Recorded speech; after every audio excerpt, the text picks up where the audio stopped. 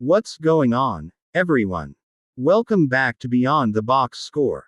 Week 6 of the NFL is here, and we've got Thursday night football ready to light up the primetime stage, the New York Giants taking on the Philadelphia Eagles. Two teams heading in very different directions, but both with something to prove. In this video, we're going deep, breaking down every angle of this game, the spread, total, and player props that stand out the most. I'll give you my prediction on who covers, how the total might play out, and which players could quietly dominate this matchup. As always, make sure to check the pinned comment for my final plays before kickoff. That's where I post any late updates, line movement reactions, and official picks. Whether you're riding with me or fading me, it's all about beating the books together. Before we break down this matchup, let's take a quick victory lap. Week 5 was one of the best Sundays in a long time, 11-2 overall, an absolute heater.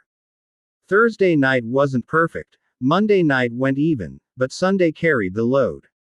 If you tailed any of those plays, drop a like for that performance and let's run it back this week. Week 6 brings another divisional matchup, one that has history, tension, and betting intrigue. The Giants sit at 1-4. Their lone win coming in dramatic fashion behind rookie quarterback Jackson Dart's first NFL start. Meanwhile, the Eagles are coming off their first loss of the season, falling to Denver 21-7, but still sitting at 4-1 after a brutal opening stretch that included the Cowboys, Chiefs, Rams, and Bucks. So, while their first L stings, it's clear Philly is battle-tested and ready to respond. Heading into this game, the Eagles are favored by 7.5 points, and the total sits around 41.5. Let's start with the Giants' offense versus the Eagles' defense. Jackson Dart will face a ton of man-to-man coverage, something that could be a serious test for the rookie. Philadelphia ranks 6th in man coverage frequency through 5 weeks, and Dart's numbers against man haven't been great. His completion percentage dips to 57.1% with just 4.9 yards per attempt, and when pressured, things get ugly, only 10% completion rate and a brutal -167.5% DVOA under pressure. Again, small sample size, but that's enough to raise red flags. The Eagles aren't the most blitz-happy team in the league, but they're efficient. Top 4 in time to pressure and middle of the pack in overall pressure rate. They get home when it counts, and that could spell trouble for Dart, especially against a defense that thrives when forcing quick decisions. The Giants' ground game hasn't done much to take pressure off him either. There's a chance Tyron Tracy returns this week, but Cameron Scatabo seems to have seized control of the backfield. Fans love him, the team trusts him, but even so, this ground attack ranks just 20th in yards per carry at 4.1 and 25th in DVOA. The one glimmer of hope. The Eagles are giving up 4.7 yards per carry, 8th most in the league. The Giants run a ton of inside zone, 7th highest frequency, and Philly ranks 18th in yards per carry allowed versus inside zone runs.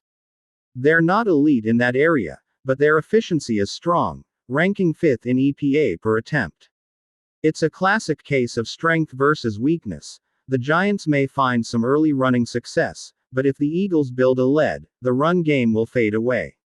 That's why, if you're eyeing Scatabo props, the smarter look might be first half overs.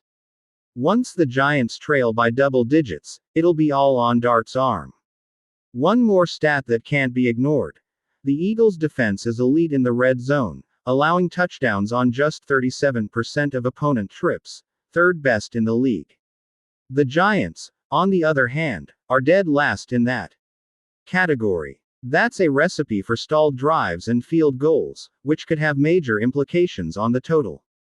But let's flip sides now and talk about the Eagles' offense versus the Giants' defense. New York also plays heavy man coverage, 5th highest rate in the league, but unlike Dart, Jalen Hurts excels against man. His completion percentage jumps to nearly 77%, with a +32% DVOA and 10.6 EPA per dropback versus man coverage. He's coming off arguably his best passing game of the year, 280 yards, 2 touchdowns, no interceptions. It feels like Hurts is finally finding rhythm as a passer after a slow start. Still, the Giants' blitz could make this interesting. They blitz at the 8th highest rate, and Hurts' efficiency drops significantly under pressure. He averages only 3.5 yards per attempt when pressured and 5.8 against the blitz. No quarterback in football has faced more pressure through 5 weeks than Hurts, so if New York can disrupt him early, they might keep this one competitive. But that's a big if. Realistically, Philly won't rely solely on Hurts' arm. Expect them to lean on the ground game. The Eagles rank bottom 5 in yards per carry, but top 10 in both EPA and DVOA, an efficiency versus output paradox that reflects their brutal early schedule. The Giants' run defense, however, is a completely different story. They're allowing 5.3 yards per carry, 7th highest success rate, and the 5th highest explosive run rate. And here's the kicker. They're one of the worst defenses in football against outside zone runs, which happens to be Philly's bread and butter. Everything points toward the Eagles having a massive day on the ground, led by Saquon Barkley, who's due for a breakout performance. Speaking of Barkley, this game sets up perfectly for him to finally erupt. His anytime touchdown prop is sitting around -149, and while it's juiced, it's justified. He's scored in 4 of 5 games this year and gets a matchup against a defense allowing a running back touchdown per game. Revenge narrative, positive red zone usage, and matchup advantage all line up here. His rushing yards prop, around 74.5, also looks appealing. If he gets 18 carries, which he should, that's roughly a 75-yard projection based on his efficiency. Don't be surprised if he rips off a long one either. His longest rush prop, 17.5, could easily cash if the Giants lose containment once or twice. Barkley's success will set the tone early. Expect him to be heavily featured in the first half as the Eagles look to control the tempo. On the passing side, one name stands out, A.J. Brown. His receptions prop at 4.5 feels like value.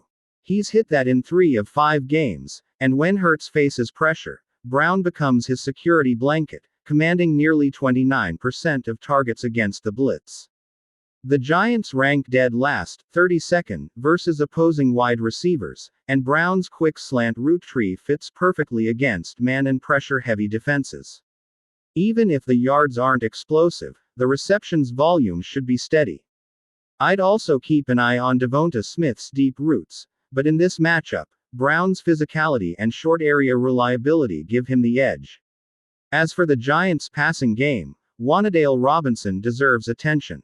With Darius Slayton hurt and Malik Neighbors facing top coverage, Robinson could quietly post solid numbers. His receptions prop sits around 4.5, juiced to the over, and his 11 yards per catch average translates to roughly 55 yards if he hits that mark. He caught 10 passes for 43 yards the last time he faced the Eagles. Not explosive, but steady production. Against a defense that plays tight man and blitzes often, quick reads to Robinson make sense. Expect short routes and volume rather than deep shots. So where does that leave us? The spread at 7.5 is tricky, but if it dips to -6.5 or -7, I like the Eagles to cover. They're simply the better team in every phase, more experienced, better coached, and stronger in the trenches. The total hovering around 41.5 feels slightly high given the red zone mismatch and both teams' emphasis on the run. The under looks live, especially if the Giants try to chew clock with their ground game early. Don't be shocked if this game starts slow, featuring long drives and limited possessions. Something like 24-13 or 23-17 feels right. For bettors looking to get creative, this could be a perfect same-game parlay setup. Tease the Eagles down to -1.5 and bump the total up to 46.5 or 47, playing the under. Combine that with a Barkley touchdown or Brown receptions leg, and you've got a solid correlated play. The key to this game will be how the Giants handle early pressure and whether they can keep it close enough to keep running the football. To sum it up, I like the Eagles to win and cover inside a touchdown. I lean under on the total, and I'm targeting player props on Saquon Barkley, A.J. Brown, and Wan'Dale Robinson. If Scatabo first half numbers become available, that's worth a small look too. Barkley's revenge game narrative is real, and the matchup supports it. Brown should get volume, and Robinson could quietly have a productive night. Drop your favorite bets in the comments. I always love seeing where the community leans. Don't forget to like the video, subscribe if you're new, and comment 18 down below if you made it this far. It lets me know you're one of the real ones who stick around for the full breakdown. Week 6, Thursday Night Football, Giants, Eagles, lights on. Let's get after it, let's cash in, and I'll see you in the next one on Beyond the Box Score.